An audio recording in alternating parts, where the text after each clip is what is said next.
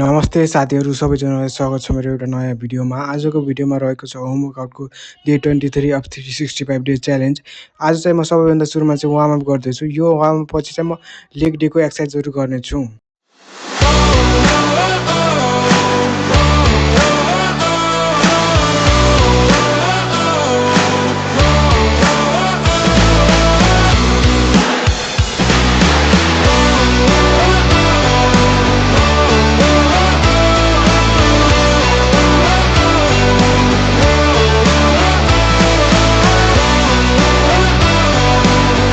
मैले warm up गरिसकेपछि चाहिँ केही समय रेस्ट गरेर त्यसपछि चाहिँ मैले यस्तो तरिकाले स्क्वाट गर्न सुरु गरेँ। यसको चाहिँ 3 सेट 15 रेपिटेसनको गर्नुपर्ने हुन्छ।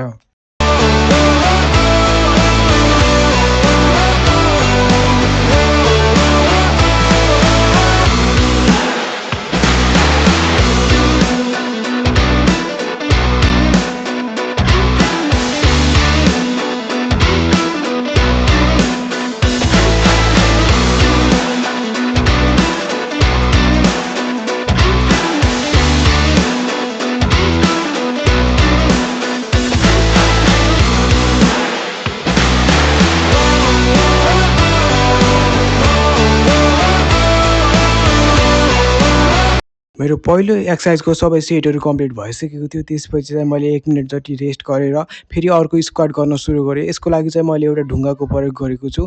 यसको पनि 3 सेट 15 रेपिटेसनको गर्नुपर्ने हुन्छ।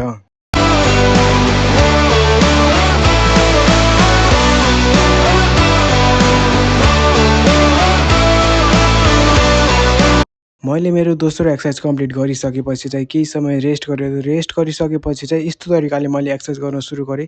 यसको लागि चाहिँ मैले 2टा इँटाको प्रयोग गरेको छु। यसको पनि 3 सेट 15 रेपिटेसनको गर्नुपर्ने हुन्छ।